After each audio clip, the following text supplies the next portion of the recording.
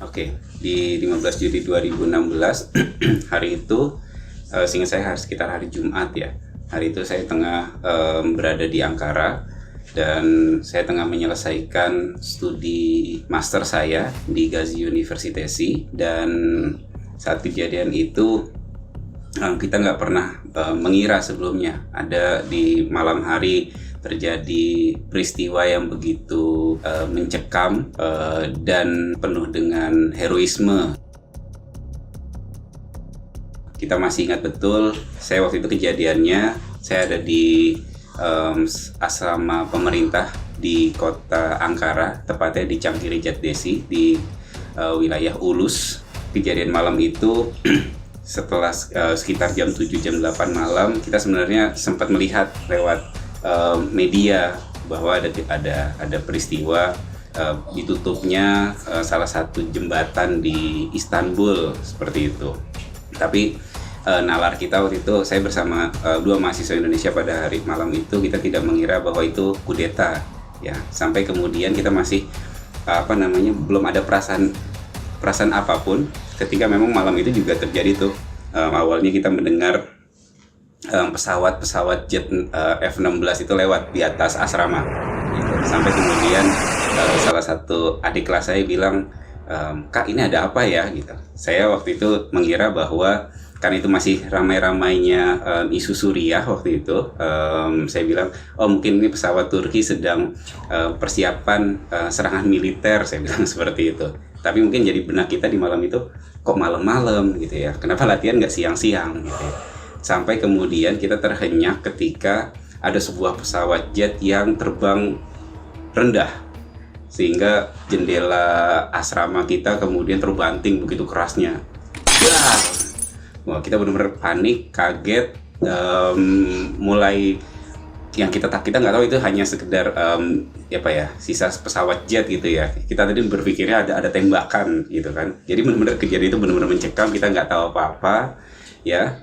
Sampai kemudian kita benar-benar harus memantau media malam hari itu lewat TV segala macam, lewat internet, media-media segala macam, dan kita mendapatkan kabar bahwa malam itu terjadi kudeta, usaha penggulingan terhadap Presiden Recep Tayyip Erdogan. To the breaking news out of Turkey, what the Prime Minister there is calling an attempted uprising and what looks increasingly like an attempted coup.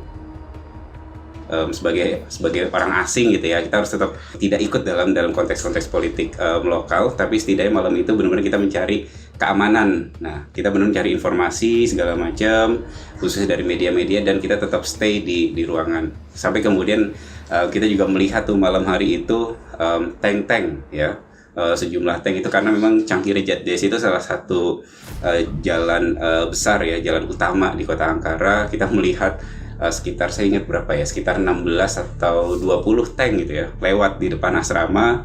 Militer jalan di situ, lalu meminta semua rakyat itu untuk masuk ke rumah masing-masing, ke apartemennya masing-masing, karena kondisinya sudah mulai mencekam.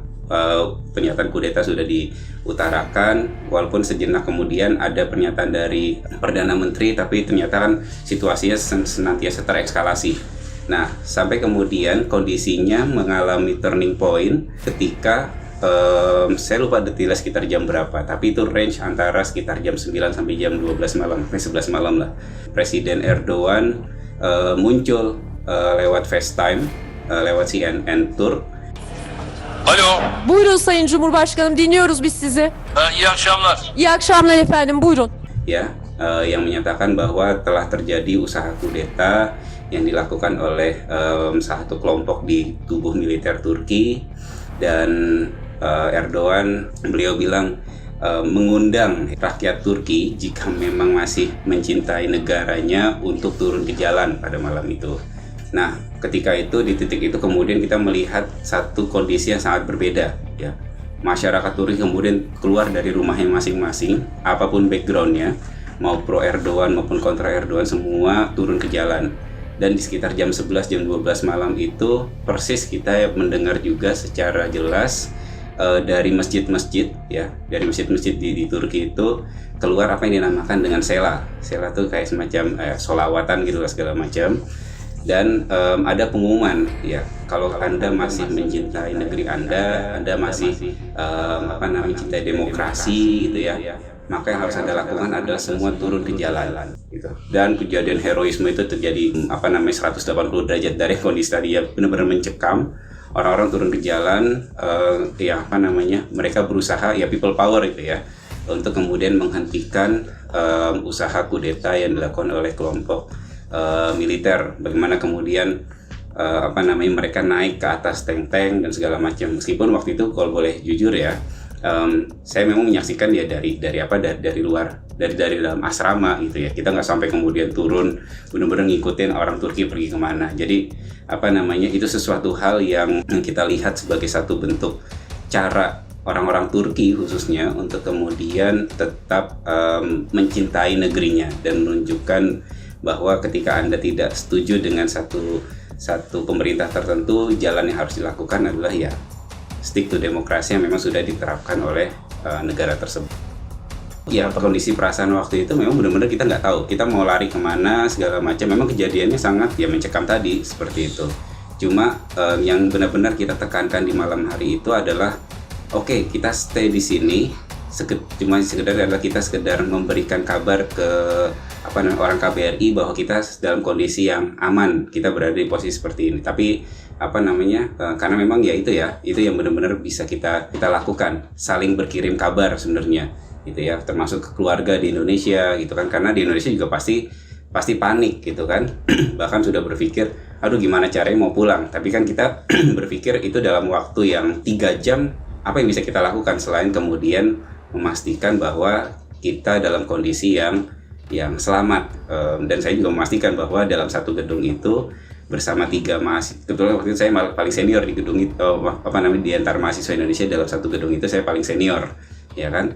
Jadi berusaha memastikan bahwa ayo teman-teman ya berdoa pasti, tapi juga berkabar ke rumah, berkabar ke pihak KBRI bahwa kita dalam kondisi yang aman seperti itu. Karena benar-benar semuanya tidak tahu apa yang harus kemudian diperbuat secara real. Tapi itu yang memang langsung kita lakukan saat malam itu. Semuanya benar-benar mereda sekitar waktu subuh sebenarnya ya.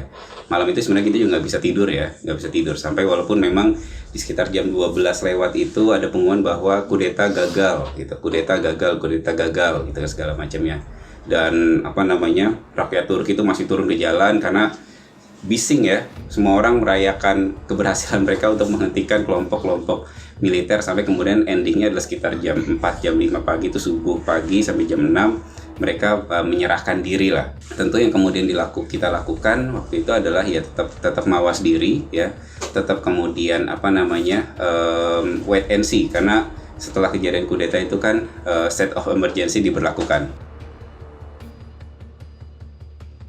Nah, tapi yang menarik, tadi saya bilang terkait heroisme, kejadian malam itu memang berimplikasi cukup signifikan terhadap kondisi ekonomi juga, ekonomi Turki. Di situ kita bisa belajar tentang bagaimana masyarakat Turki bisa membela negerinya. Di malam hari itu iya, tapi pasca hari-hari ke depannya ekonomi memang makin jatuh. Tapi satu hal yang menarik adalah permintaan Erdogan waktu itu bagi rakyat Turki yang masih memegang dolar di bawah bantal tidurmu katanya, tukarkan itu katanya. Itu intinya sebenarnya untuk membangkitkan lagi perekonomian Turki.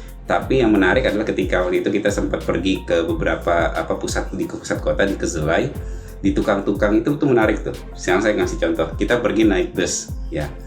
Orang busnya itu bilang kalau kamu bisa menunjukkan ke kami kamu sudah menukarkan uang dolar, nggak usah bayar tiket bus katanya. Nggak usah bayar tiket bus, tunjukin aja ininya, buktinya gitu.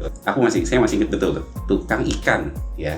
Tukang ikan itu bilang, tunjukin kalau kamu sudah menukarkan dolar, dapat 1 kilo ikan, berapa kilo? Sekilo lah sing saya. Ikan gratis katanya. Seperti itu. Ini salah satu hal yang kemudian solidaritas yang kemudian kita rasakan antar masyarakat Turki untuk menyelamatkan, bukan dalam konteks pro atau kontra terhadap Erdogan, tapi dalam konteks menyelamatkan negerinya. Bahkan ada hasil riset yang menunjukkan bahwa kenapa sih kok kamu mau turun ke jalan katanya. Mereka menyatakan bahwa ya kalau kita tidak setuju dengan tidak setuju dengan pemerintahnya Erdogan, Ya, yang dilakukan adalah jalan demokrasi. Anda masuk ke politik, kemudian Anda berjuang lewat jalur itu. Tidak lagi dengan jalur-jalur lewat usaha kudeta.